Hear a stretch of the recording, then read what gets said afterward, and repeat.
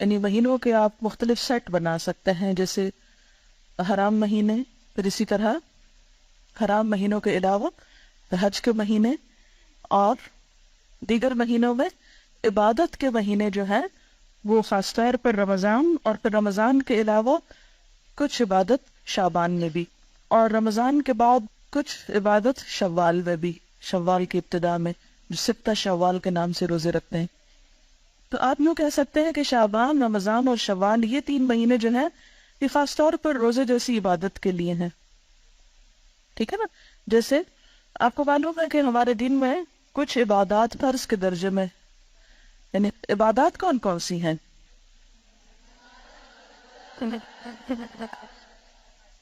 ٹھیک ہے، نماز، روزہ، حج، زکوٰۃ، یہ 4 مشہور عبادات ہیں، ٹھیک ہے، جو فرض ہیں۔ نماز تو ہر روز پڑھی جاتی ہے، روزہ فرض تو رمضان میں ہے، اور پھر زکوٰۃ سال میں جس وقت بھی آپ کے لیے ڈیو ہو، اور حج ذوالحج کے مہینے میں۔ اب ایسا ہے کہ ذوالحج کے مہینے میں حج ہوتا ہے، لیکن 2 مہینہ پہلے سے ایک طرح سے قافلے روانہ ہونے شروع ہوتے ہیں، اور ایک طرح سے تیاری، یہ مینٹلی انسان اپنے آپ کو اس کام کی طرف لے جاتا ہے۔ جیسے نماز پڑھنے کے لیے آپ وضو کر کے تیاری کرتے ہیں، اسی طرح آپ حج کی تیاری ذی القعدہ اور کچھ شوال ہی میں قافلوں کی روانگی جو ہے وہ شروع ہو جاتی ہے۔ یہ اس مہینے میں اگر کوئی احرام پہن کر حرم کعبہ کی طرف جاتا ہے تو اس کا سفر حج شمار ہو سکتا ہے۔ اسی طرح حرام مہینوں میں تو آپ کو معلوم ہے کہ عربوں کے ہاتھ جنگ کرنا جو تھی وہ حرام تھی، اور امن و امان کے مہینے تھے وہ۔ اسی طرح آپ دیکھیے کہ رمضان جو ہے ایک فرض عبادت کا مہینہ ہے، لیکن رمضان میں داخل ہونے سے پہلے اس کا اہتمام شعبان میں ہی شروع ہو جاتا ہے، یا اس کے لیے ذہنی تیاری شعبان سے ہی شروع ہو جاتی ہے، اور پھر یکا سلسلہ منقطع نہیں کیا جاتا، بلکہ کیا کیا جاتا ہے، شوال میں بھی کچھ روزے نفلی رکھے جاتے ہیں۔ اگرچہ شعبان اور شوال کے روزے نفلی روزے ہیں، لیکن یہ رمضان کے آگے پیچھے ہیں۔ تو شعبان، رمضان اور شوال یہ خصوصی طور پر روزے جیسی فرض عبادت کی ادائیگی کے مہینے ہیں۔ اب آپ دیکھیے کہ عموماً ہم جب چھٹے ہوئے روزے ہوتے ہیں سال بھر نہیں رکھتے، اچھا ابھی رکھتے ہیں۔ حضرت عائشہ رضی اللہ تعالیٰ عنہا کے ساتھ بھی ایسے ہی ہوتا تھا، وہ عموماً اپنے قضا روزے جو تھی وہ شعبان میں رکھتی تھی کہ اب اگلے سے پہلے پچھلا قرضہ چکا لوں۔ تو اسی طرح شعبان میں کچھ تیاری ہوتی ہے رمضان کی، پھر رمضان میں روزے رکھنے کے بعد اتنا دل لگ جاتا ہے روزوں کے ساتھ کہ رمضان ختم ہونے کا سب کو افسوس ہوتا ہے۔ پھر اس کے بعد بھی 6 روزے اور اتنی فضیلت والے دے دیے گئے کہ اگر وہ رکھ لیے جائیں تو اتنا اجر و ثواب ہے گویا آپ سال بھر روزے سے ہیں۔ تو انشاءاللہ تعالی رمضان کی فضیلت اور برکت تو آپ رمضان سے پہلے سنیں گے ہی، اور مزید اپنے آپ کو تیار کریں گے، لیکن اس عبادت کے لیے، یعنی روزے جیسی عبادت کے لیے شعبان کے مہینے میں بھی اس طرف متوجہ ہونے کی ضرورت ہے، اور تبھی آپ متوجہ ہوں گے جب آپ اس کی فضیلت اور اہمیت کو سمجھیں گے۔ اس مہینے میں نبی صلی اللہ علیہ وسلم سے جو عمل ثابت ہے وہ کیا ہے؟ روزوں کی کثرت۔ حدیث میں آتا ہے، ترمذی کی حدیث ہے، حضرت ام سلمہ رضی اللہ تعالی عنہا فرماتی ہیں، ما رأیت النبی صلی اللہ علیہ وسلم یصوم شہرین متتابعین الا شعبان و رمضان۔ میں نے رسول اللہ صلی اللہ علیہ وسلم کو 2 مہینے پے در پے یعنی مسلسل روزے رکھتے ہوئے نہیں دیکھا سوائے شعبان اور رمضان کے۔ یعنی اس میں آپ کیا کرتے تھے؟ کنٹینیوسلی روزہ رکھتے تھے۔ حضرت اسامہ بن زید بیان کرتے ہیں، میں نے عرض کیا، اے اللہ کے رسول صلی اللہ علیہ وسلم، میں آپ کو کسی مہینے میں سوائے رمضان کے اتنے روزے رکھتے ہوئے نہیں دیکھتا جس قدر روزے آپ شعبان میں رکھتے ہیں۔ آپ نے فرمایا کہ لوگ اس رجب اور رمضان کے درمیان والے مہینے کی فضیلت سے غافل ہیں۔ لوگ رجب اور رمضان کے بیچ والے مہینے کی فضیلت سے غافل ہیں، وہ اس مہینے کی پرواہ نہیں کرتے، قدر نہیں کرتے، حالانکہ اس مہینے میں لوگوں کے اعمال اللہ کے سامنے پیش کیے جاتے ہیں، اور میری چاہت یہ ہے کہ میرے اعمال اللہ تعالیٰ کے سامنے روزہ داری کی حالت میں پیش ہوں، یعنی جب اللہ تعالیٰ کے سامنے پیش ہوں تو میں روزے کی حالت میں ہوں۔ اس حدیث کو سن کر آپ کو کیا احساس ہوا ہے، کیا خیال آیا؟ جی آپ پیچھے سے.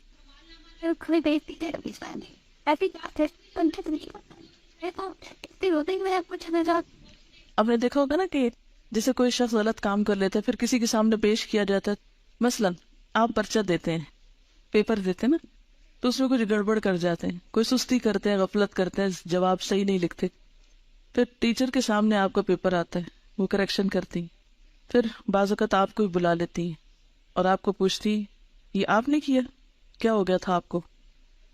اگر آپ ایک ایسے اسٹوڈنٹ ہوتے ہیں جو ادروائز بہت اچھے ہیں تو وہ آپ کی اس اچھائی کی وجہ سے کیا کریں گی؟ اس غلطی کو اگنور کر دیں گی. اسی طرح اگر آپ روزے سے ہیں اور آپ کا اعمال نامہ اس وقت یعنی سال بھر کا پیش ہو رہا ہے کہ اس سال میں ان صاحبہ نے یہ اور یہ نیکیاں کمائی ہیں، یہ اور یہ کارنامے کیے ہیں، یا یہ اور یہ بلنڈر کیے ہیں، وہ سب کچھ سامنے جائے گا. آپ دیکھیں کہ بعض اوقات غلط کاموں کو دیکھ کر، نافرمانیوں کو دیکھ کر آپ سوچ سکتے ہیں اللہ تعالیٰ کا غصہ کتنا بھڑکتا ہوگا. اگر کوئی آپ کی بات نہ مانے تو آپ کو کیسا لگتا ہے؟ کوئی آپ کی بات نہ مانے کیسا فیل کرتے ہیں آپ؟ کہتے ہیں کوئی بات نہیں، نہیں تو نہ سے نہیں مانتے، نہ مانے. جی آپ بولیے. یہ بتا رہی ہیں کہ اپنی میڈ کو یہ کچھ کام بتا کے آتی ہیں، جب واپس جاتی ہیں اور وہ نہیں کر کے رکھتی تو ان کو غصہ ہوتا ہے کہ میں نے بتایا بھی تو پھر بھی تم نے نہیں کیا. بہت تکلیف ہوتی ہے نا. ایک بعض اوقات انسلٹ بھی فیل ہوتی ہے کہ اس کو کہا بھی ہے اور اس نے اس کی پرواہی نہیں کی. اتنی غفلت اور اتنی لاپرواہی. جی ہاں، دکھ اور افسوس بھی ہوتا ہے. تو آپ دیکھیے کہ جب آپ کا رجسٹر، آپ کے سال بھر کے کام پچھلے شعبان سے اب تک جو آپ نے کیا وہ جو پیش ہوتا ہوگا، ویسے تو اللہ تعالیٰ روز بھی دیکھتے ہیں نا آپ کو، ہر لمحہ جانتے ہیں.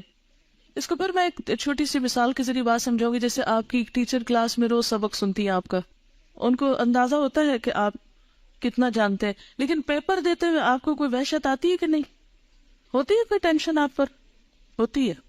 حالانکہ آپ روز ٹیچر کے سامنے اچھا یا برا سبق سنا رہے ہوتے ہیں، یا کام کیا نہیں کیا، لیکن وہی چیزیں دوبارہ پیپر میں آتی ہیں. تو ہر ایک چیز کا اپنا ایک طریقہ اور ایک کرینہ اور ایک سلیقہ ہوتا ہے نا.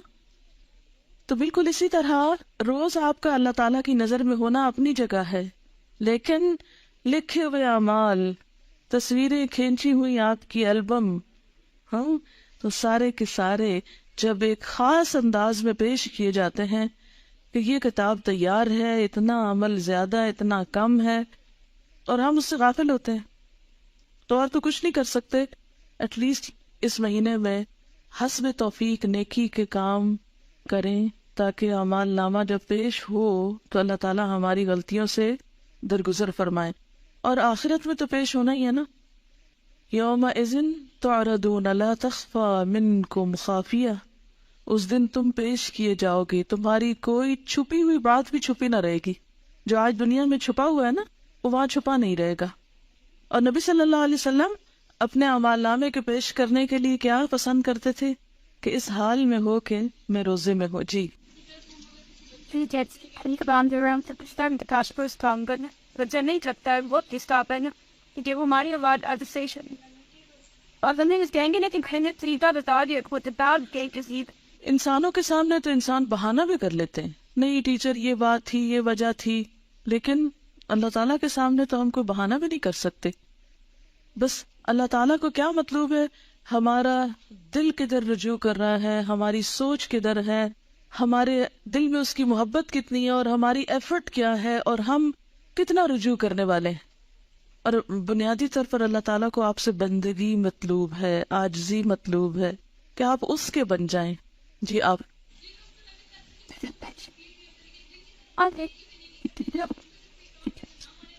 جی ہاں، جن کے اوپر ہمارا کوئی احسان نہ ہو، اگر وہ ہماری بات نہیں بھی مانتے تو کوئی دکھ نہیں اتنا ہوتا، کہتے چلو ٹھیک ہے اس کی مرضی.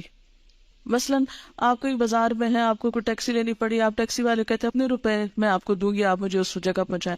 وہ نہیں مانتا تو آپ کہتے نہیں تو نہ سے چلو میں کوئی اور کہیں معاملہ کر لیتی. کسی دکان پہ جاتے ہیں، آپ کوئی معاملہ کرتے ہیں، دوسرا شخص نہیں آپ کی بات مان کہتے ہیں نہ سے کوئی بات نہیں.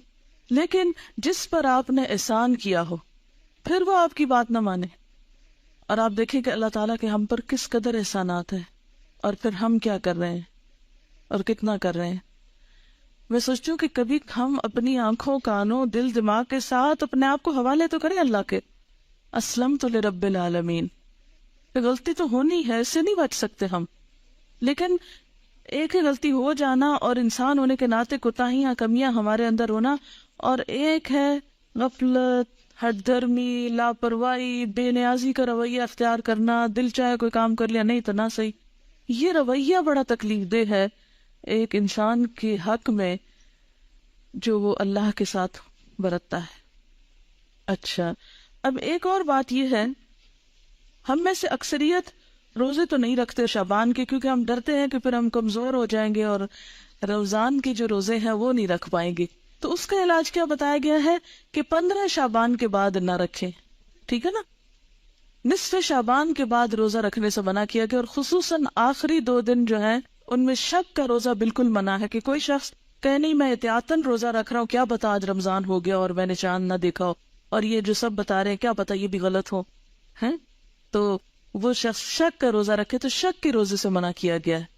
اور اس کے علاوہ 15 کے بعد روزے سے منع کیا گیا. اب آپ نے دیکھا کہ ایک طرف تو نبی صلی اللہ علیہ وسلم کا عمل ہے کہ وہ 2 مہینے مسلسل روزے رکھتے تھے، دوسری طرف منع کیا گیا ہے کہ 15 کے بعد روزہ نہ رکھا جائے. تو یہ کنٹراڈکشن نہ ہو گئی؟ اسی لیے تو ہم حدیث کو مانتے نہیں ہیں. ایک میں کچھ آتا ہے، دوسرے میں کچھ اور آتا ہے. کوئی جواب دے گا؟ جی آپ. شابش، ٹھیک ہے. یاد رکھیے انشاءاللہ آپ اصول الفقہ بھی پڑھیں گے اور چیزیں بھی، اور بھی ذہن کھلے گا آپ کا. جب آپ کا عمل اور قول آمنے سامنے آ جائے تو عمل آپ کے اپنے لیے خاص ہوتا ہے اور قول امت کے لیے ہوتا ہے. ٹھیک ہے نا؟ بعض جگہ آپ کو ایسا ملے گا کہ ایک جگہ آپ کسی چیز سے روکتے ہیں لیکن ہم دیکھتے ہیں آپ خود وہ کام کر رہے ہوتے ہیں. مثلاً ایک اور روزے سے بھی منع کیا گیا ہے. وہ کون سا روزہ ہے؟ ہاں، صوم. ماشاء اللہ آپ کی معلومات تو بہت ہے. بخاری پڑھتے ہیں نا، اس لیے کوئی فائدہ ہوا پڑھنے کا؟ الحمدللہ. صوم وصال سے منع کیا گیا. وہ کون سا ہوتا ہے صوم وصال؟ مسلسل روزہ رکھنا. کس طرح؟ جیسے صبح روزہ رکھا، افطار کے وقت افطار نہیں کیا، پھر اگلے دن کی اسی وقت نیت کر لی، پھر رات بھر کچھ نہیں کھایا، اگلے دن پھر روزہ. اس کو صوم وصال کہتے ہیں. آپ صلی اللہ علیہ وسلم خود ایسا روزہ رکھتے تھے کیونکہ آپ کی طاقت، جسے انہوں نے فرمایا آپ کی کیپیسٹی، آپ کی طاقت، آپ کا مقام اور آپ کی کچھ عبادات امت سے خاص تھی. کیونکہ آپ کا مقام بہت بڑا ہے نا، تو جتنا بڑا کوئی مقام کسی کا ہوتا ہے اتنی بڑی اس کی ذمہ داری بھی ہوتی ہے. ٹھیک ہے؟ تو جیسے آپ نے ہمیں صوم وصال سے منع کیا، اسی لیے عام لوگوں کو 15 کے بعد روزوں سے منع کیا گیا ہے، تاکہ وہ خوف میں نہ رہیں کہ ہم رمضان سے پہلے ہی کمزور ہو گئے ہیں. جیسے پہلے 15 دنوں میں روزے رکھیں، پھر اس کے بعد آخری 15 دنوں میں آپ آرام فرمائیں، پھر اس کے بعد رمضان کی ابتدا کریں. ٹھیک ہے؟ اچھا، نبی صلی اللہ علیہ وسلم کے کافی سارے خصائص ہیں. سورۃ الاحزاب میں شاید کچھ ذکر کیے تھے. تو خصائص ہیں آپ کے جو آپ کو امت سے خاص کرتے ہیں، کیونکہ آپ نبی ہیں نا، عام انسان کی طرح تو نہیں ہے. لیکن کچھ کام ایسے ہیں جو آپ نے عام انسانوں جیسے کیے ہیں، جیسے کھانا پینا، بازار جانا وغیرہ وغیرہ. خیر یہ تو ایک الگ بحث ہے. اچھا، اب مشکل یہ ہے کہ کچھ لوگ روزہ وغیرہ تو کوئی نہیں رکھتے مگر حلوہ ضرور پکاتے ہیں 15 شعبان کو، شب رات دھوم دھام سے مناتے ہیں. اب ہماری قوم کی اکثریت اس بات سے بالکل غافل ہے، بھولی ہوئی ہے. یہ جو ابتدائی شعبان ہے اس کے روزے کتنے فضیلت والے ہیں، لیکن حلوہ پکانے کی جو رسم ہے وہ بہت لوگوں کو پتا ہے. اچھا، اب بعض لوگ یہ بھی کہتے ہیں کہ یہ مردوں کی عید ہے. جی، کسی نے سنا ہے یہ پہلے؟ افسوس کہ ایسی میں نے آپ کو بتا دی ایک غلط بات. لیکن معاشرے میں کچھ جگہوں پر یہ مشہور ہے، تو یہ ہے کہ اس کو مردوں کی عید کہا جاتا ہے. تو اس ضمن میں بھی یہ ویسے بنیادی طور پر اس دن وہ ختم کا حلوہ ہی پکاتے ہیں اور مردوں کو ثواب پہنچانے کے لیے، اور اس قسم کی رسومات جو ہیں وہ ادا کی جاتی ہیں. اور اس کے لیے دلیل کیا دیتے ہیں؟ بعض کا خیال یہ ہے کہ نبی صلی اللہ علیہ وسلم کا دندان مبارک احد کی جنگ میں شہید ہوا تھا، تو اس وقت آپ سے روٹی نہیں کھائی جاتی تھی، آپ کو حلوہ پکا کر دیا گیا تھا. تو اس لیے ہم بھی حلوہ پکاتے ہیں، یعنی وہ اس سے ریلیٹ کرتے ہیں اس حلوے کو. آپ کو معلوم ہے جنگ احد کب ہوئی تھی؟ شاباش، شوال 2 ہجری میں ہوئی تھی. اب شعبان تو تھا ہی نہیں، یعنی جنگ احد 15 شعبان کو تو ہوئی ہی نہیں. ٹھیک ہے نا؟ تو اب یہ کہنا کہ ہم اس لیے حلوہ کھا رہے ہیں ثواب سمجھ کے کہ وہ آپ صلی اللہ علیہ وسلم نے کھایا تھا اس دن. اور دوسری بات یہ ہے کہ عربوں کے ہاں یہ جس قسم کا آپ حلوہ پکاتے اور کھاتے ہیں اور جو رسم مناتے ہیں، اس طرح کا حلوہ یہ عرب ڈش نہیں ہے. بیسیکلی اس طرح کے حلوے کی ریسیپی فرق ہے. لفظ حلوہ جو ہے وہاں سویٹ کے لیے، مٹھائی کے لیے بھی استعمال ہوتا ہے اور سویٹس کے لیے بھی استعمال ہوتا ہے اور گھر میں پکائے ہوئے حلوے کے لیے بھی ہو سکتا ہے. ٹھیک ہے، لیکن یہ جو ہم عام طور پر سوجی کا حلوہ پکاتے ہیں اور ایک خاص طرح سے رنگ وغیرہ بھی ڈال لیتے ہیں بعض اوقات اس میں، تو یہ ہمارے اپنے ذائقے ہیں اور اپنے کھانے پینے کے سلسلے. اور پوری اس کا تو آپ سوچیں بھی نہ. آپ کو معلوم ہے صحابہ کرام نے پہلی دفعہ میدے کی روٹی کب دیکھی تھی؟ نبی صلی اللہ علیہ وسلم کے زمانے میں کبھی میدے کی روٹی پکی ہی نہیں تھی، پکائی ہی نہیں گئی تھی. اور آپ خود کیا تناول فرماتے تھے؟ جو کی روٹی، ان چنے آٹے کی روٹی. آپ کس شوق میں پوریاں پکاتے ہیں پھر؟ یہ کون سی سنت ہے؟ ویسے ٹھیک ہے اپنے رواج کے لیے آپ پکائیں، مگر ایسی چیزوں کو اوائڈ ہی کریں تو بہتر ہے. تو اس لیے یہ کہنا کہ اس دن حلوہ پوری پکانا اس کی کوئی دلیل ہے یا اس کی پیچھے کوئی سنت ہے یا ثواب ہے، تو نہیں، یہ پھر ایک طرح سے بدعت ہو جاتی ہے. اچھا، بعض لوگوں کا خیال یہ ہے کہ اگر کوئی شب رات سے پہلے فوت ہو جائے اور اس کے نام پر حلوہ پوری نہ پکائی جائے تو وہ شخص اس وقت تک مردوں میں ہی نہیں شامل ہوتا. پتہ نہیں کہاں رہتا ہے وہ. پھر آپ اس کے نام پہ پکا رہے ہیں، کتنا ظلم ڈھا رہے ہیں کہ اس کو مردہ ثابت کرنے لگے ہیں یا مردوں میں شامل کرنے لگے ہیں. اسے رہنے دیں کہیں جیتوں میں. پھر جی ہاں، قبروں کی لپائی ہوتی ہے باقاعدہ. یہ پچھلے سال میں ملتان میں تھی اور میں نے خود دیکھی اور کچھ تصویر وغیرہ بھی دور سے اتاری کہ جو لوگ، یعنی مجھے یاد ہی نہیں تھا کہ آج 15 شعبان ہے. تو صبح کے وقت ہم گھر سے نکلے، اتنے لوگ قبرستان میں، اتنے لوگ. میں نے کہا خیر ہو، اتنے لوگ نعوذ باللہ کوئی اندر دفن ہو رہے ہیں یا کیا ہو رہا ہے. نہیں، سچ مجھے پہلے نہیں سمجھ آئی کہ بھی اتنا کیوں اس میں رش ہے نا. پھر تھوڑا سا ہم آگے گلی، وہ ہمارے ایک رشتے دار ہیں، ان کا گھر اس طرح ہے کہ جب ان کے گھر سے نکلتے ہیں تو گلی کے دائیں بائیں قبرستان ہے، پھر باہر مین سڑک پر آ جاتے ہیں تو پھر وہاں سے بھی نظر آتا ہے. جب ہم گلی سے نکل کے مین سڑک پر پہنچے تو وہاں ایک سبیل لگی ہوئی تھی، تو اس سے پتا چلا کہ یہ عید کی طرح کا کوئی موقع ہے. اور پھر لوگ باقاعدہ لپائی کر رہے تھے، بچے بھی اور بڑے بھی قبریں لیپ رہے تھے اور پھر کو پھول ڈال رہے تھے اور کوئی رات کو وہ چراغاں کر رہے تھے. اب میں یہ سوچ رہی تھی کہ اگر ساری قوم سال میں ایک دن قبرستان کی صفائی کرنے لگتی ہے یا قبرستان میں جا کے لپائی اور اس پہ لگ جائے تو آپ دیکھیں کہ باقی کام کتنے رہ جائیں نا. اور پھر ہوتا کیا ہے، جب تک وارث جیتے ہیں کوئی لپائی آ کے کر دیتا ہے، جب وہ بھی چلے جاتے ہیں تو ختم ہو جاتا ہے سلسلہ. اب قبروں کو پکا کرنا یا ان کی بار بار لپائی کرنا یہ بھی کوئی سنت نہیں ہے. قبروں کو اونچا کرنا اور ان کو بہت نمایاں کرنا اور ان کی بہت اس طرح کی کیئر کرنا جو ہے، اس کا ہمارے دین میں تصور نہیں ہے. مردوں کا احترام لازم ہے، اس کے لیے اچھی گہری قبر کھودنے کے لیے کہا گیا. کھود کے پھر اس کے سائڈ پر زمین کھود کے بغلی قبر کا بھی حکم آتا ہے. وہ زیادہ بہتر ہے بنسبت اس کے کہ آپ تھوڑی سی قبر کھود کے اور پھر اوپر سے سنگ مرمر لگائیں یا کوئی اور.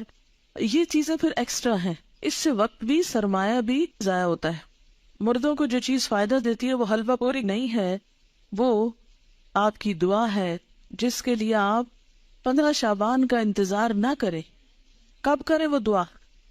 ہر روز کریں، ہر روز نماز پڑھیں اور کہا کریں ربنا اغفر لی ولوالدی وللمؤمنین. اس میں سارے قبروں والے آ جاتے ہیں. وللمؤمنین یوم یقوم الحساب. صرف قبروں کے اندر والے نہیں آتے، باہر والے بھی آتے ہیں. المؤمنین، اتنی تو گرامر پڑھ لیا نا، ال لگ جائے اور پھر جمع کا بھی ہو ساتھ، سارے مومن آ جاتے ہیں، زندہ ہو کے، من الاحیاء والاموات، سب آ جاتے ہیں. تو بنیادی طور پر اس رات میں نہ تو کوئی حلوہ پکانے کا حکم ملتا ہے اور نہ ہی دن کو قبروں کی لپائی کا حکم ملتا ہے. اور نہ ہی اس قسم کی کوئی خاص اس دن کی کوئی عید ہے. اور پھر اسی طرح یہ ہے کہ بعض لوگ اپنے گھروں کی خاص صفائی کرتے ہیں اس دن. ہو سکتا ہے آپ لوگ نہ کرتے ہوں، لیکن یہ رواج بھی ہے. اور ایک مخصوص جگہ پہ حلوہ چپاتی رکھتے ہیں، یہ لپائی وغیرہ کر کے، تو ایک خاص کارنر جیسے ہوتا ہے. اور بعض لوگ اس کے ساتھ موسمی پھل اور مٹھائیاں وغیرہ بھی اس جگہ یعنی ایک سجاوٹ کرتے ہیں، بوفے کی طرح بنا لیتے ہیں اس کارنر کو. اور پھر ساتھ یہ بھی کہتے ہیں کہ لبان اگر بتی بھی تھوڑی سی ساتھ جلاتے ہیں کہ یہ مردوں کی فاتحہ ہو رہی ہے. آپ دیکھیں کہ مردے کو کیا کیا چیز فائدہ دیتی ہے. جب ایک شخص فوت ہو جاتا ہے تو کیا کیا چیز کرنی چاہیے؟ جی آپ فرمائیے. انسان قبر میں تنہا اترتا ہے، صرف ایک چیز ساتھ اترتی ہے اور وہ انسان کا اپنا عمل ہے. ٹھیک ہے، باقی 2 چیزیں واپس آ جاتی ہیں، اولاد اور مال. جیسے غلام وغیرہ ہو یا اور کوئی گاڑی جس پہ لے گئے اس کو، یا اس کے علاوہ بھی اگر کوئی چیز ہے تو یہ 2 چیزیں جو ہیں واپس آ جاتی ہیں، مال اور اولاد. باقی عمل ساتھ اترتا ہے. ایک چیز، صرف ایک چیز، اگر وہ تھوڑے بہت کمی بیشی ہے تو پیچھے والے اب اس کے حصے کے عمل تو نہیں کر سکتے، لیکن نمبر 1 دعا کر سکتے ہیں جو مردے کو فائدہ دے گی. اور اس کے لیے آپ اس دن سے دعا شروع کیجئے جس دن سے وہ فوت ہوا، اور ہر روز کیجئے، اور اس میں آپ دیر نہ کیجئے، کرتے رہیے. دوسری چیز، علم ينتفع به، ایسا علم جس سے لوگ فائدہ اٹھائیں، یعنی اس کے نام پر سے مراد یہ کہ اس کی طرف سے. آپ کیا کریں؟ کسی بچے کو پڑھا دیں، کوئی اسکول بنوا دیں، کوئی کتابیں آپ لے کے لوگوں کو کوئی لائبریری میں رکھوا دیں، کوئی بھی علم کا کام، یا اس نے خود جو کچھ پڑھایا تھا اپنے اسٹوڈنٹس کو، یا کتابیں لکھی، یا کوئی اور اسی طرح کی چیز تیار کی. اور تیسری چیز جو اس کو فائدہ دیتی ہے وہ کیا ہے؟ صدقہ جاریہ. آپ اس کے لیے قربانی کریں، آپ اس کے لیے پیسے غریبوں کو دیں، مسکینوں کو کھانا کھلائیں، اس کی طرف سے صدقہ کر سکتے. ٹھیک ہے، لیکن خاص دن حلوہ پوری پکا کے، روشنی اگر بتی جلا کے، اور ایک خاص سٹائل میں یہ سب کرنا جو ہے، یہ نبی صلی اللہ علیہ وسلم کی ایسی کوئی سنت نہیں ہے، اور نہ ہی ایسا دین کو مشکل بنایا گیا ہے جو ہر شخص کے بس کی بات نہ ہو. یعنی ہمارا دین ایسا نہیں کہ کچھ لوگ تو اس پر عمل کر سکے اور کچھ اس پہ عمل کے قابل ہی نہ ہو. اب ہر شخص تو حلوہ پوری پکا نہیں سکتا. مثلاً میں حلوہ تو شاید پکا لوں اگر پوری نہ پکا سکوں. ہیں آپ میں سے میرے خیال اکثریت روٹی بھی نہیں پکانا جانتی ہوگی. جب سے میں ہاسٹل میں رہ رہی ہوں تو میں نے اکثر لڑکیوں کی روٹی بنانی ٹیسٹ کی ہے، اور صحیح روٹی نہیں بنانی آتی، جو ہم میں سے ہر کوئی ہر روز کھاتا ہے. ہمارا اسٹیپل فوڈ ہے. کچی روٹی پکاتے ہیں، جلی بھی پکاتے ہیں، صحیح روٹی نہیں پکانی آتی. تو اب آپ دیکھیں کہ اگر روٹی نہیں بنانی آتی تو پوری کس کو بنانی آتی ہوگی؟ ٹھیک ہے نا. پھر اس کے بعد یہ ہے کہ ہر ایک کے پاس اتنے پیسے کہاں ہوتے ہیں کہ وہ حلوے کے لیے سب کچھ مہیا کر سکے. اور پھر آپ دیکھیے کہ حلوہ بھی پکانے کا صحیح طریقہ آنا چاہیے. کئی لوگ میں نے دیکھے ہیں کہ وہ کچا پکا سوجی کو کر کے اس میں یلو کلر ڈال کے، پانی ڈال کے اور کچی چینی ڈال کے حلوہ پکا کے رکھ دیتے ہیں جس سے پیٹ میں درد ہو جائے. حلوہ اس وقت اچھا پکتا ہے جب آپ کو سوجی بھوننی آتی ہو صحیح، اور وہ پیشنس مانگتا ہے، صبر. بہت ہلکی آنچ پہ کوئی کم از کم 1 گھنٹہ اگر آپ سوجی بنائیں پھر جا کر صحیح حلوہ بنتا ہے. سوجی بھوننے میں جلد بازی جو ہوتی ہے وہ کبھی بھی حلوے کو صحیح نہیں پکنے دیتی. ٹھیک، لیکن ہم ہر چیز میں انسٹنٹ فوڈ کے عادی ہو گئے، انسٹنٹ، جلدی، فوری، جس کے نتیجے میں ہم اب دوسروں کو بیمار تو نہ کریں ایسے حلوے کھلا کے. بعض اوقات دم بھی اس کا صحیح نہیں آنے دیتے، کچا ٹیسٹ آ رہا ہوتا ہے اس میں. آپ کو پتہ ہے مکھڈی حلوہ جو ہوتا ہے وہ کیسے بنتا ہے؟ دیکھیں خواتین کا دل پسند ٹاپک ہے نا، تو کیا ہوا اگر ہم اس پہ ذرا سی بات کر لیں. کیسے بنتا ہے؟ کسی کو آتا ہے؟ ہاں بتائیے. ہاں کتنی دیر پکتا ہے؟ تھوڑا ہے. کوئی اور بتائے گا؟ اٹک کی طرف کا کون ہے آپ میں سے؟ کیونکہ اس طرف یہ مکھڈی حلوہ بنتا. ہاں بتائیں گے آپ کتنا ٹائم لگتا ہے مکھڈی حلوہ بننے میں؟ دیکھا، اب کھانا تک رہ گیا. دیکھا آپ نے سیکھا نہیں ہے. وہ ہوتا یہ ہے کہ سوجی کو پانی یا دودھ میں بھگوتے ہیں، پھر اس کو اتنا پکاتے ہیں کہ وہ دونوں پھر الگ ہوں، یعنی دودھ تو خیر الگ نہیں ہوتا، لیکن اس کا جو گھی ہے، گھی میں پکاتے نا، تو پھر وہ گھی اور وہ بالکل الگ الگ جب ہو جائے تو پھر اس کو چھوڑتے ہیں، اور تقریباً 6 گھنٹے تو اس میں لگ ہی جاتے ہیں اگر آپ صحیح پکانا چاہتے ہیں. ویسے تو 2 منٹ میں بھی آپ گھول کے گرم کر کے رکھتے ہیں. خیر یہ باتیں میں نے ضمناً ودن بریکٹس اس لیے کی ہیں کہ آپ سب بچیاں ہیں، خواتین ہیں، گھر والوں کی صحت کا انحصار آپ پر ہے. اگر آپ کو صحیح کھانا پکانا آتا ہوگا اور صبر بھی ساتھ آتا ہو تو پھر آپ کے گھر والے صحت مند ہوں گے، اور وہ صحت مند ہوں گے تو آپ کو دین کا کام کرنے کا وقت ملے گا. تو یہ جو صحیح کھانا پکانا آنا ہے یہ بہت بڑی نعمت ہے، اور اس پر وقت لگائیں اور اس کو سیکھیں اپنے والدین اور خالہ وغیرہ سے، کیونکہ ایسا نہ ہو کہ یہ زبان تو ہماری جا ہی رہی ہے، ویسے آدھی اردو بولتے آدھی انگریزی بولتے. اب کھانوں میں بھی ہم نے کچھ چائنا سے منگا لیے ریسیپیز، کچھ ادھر ادھر سے، اب وہ کھانے کے سٹائل بھی بدلتے جا رہے ہیں. حالانکہ بیسٹ فوڈ جو ہے الحمدللہ ہمارے اس کانٹیننٹ کا ہے، کہ جو بہت اچھی طرح ویل کوکڈ اور ٹیسٹ کے حساب سے بھی اچھا ہوتا ہے. لیکن افسوس یہ کہ اب ہم آؤٹ ڈور ایٹنگ کے اتنے عادی ہو گئے ہیں کہ ہمیں گھر میں پکانا اچھا ہی نہیں لگتا نا.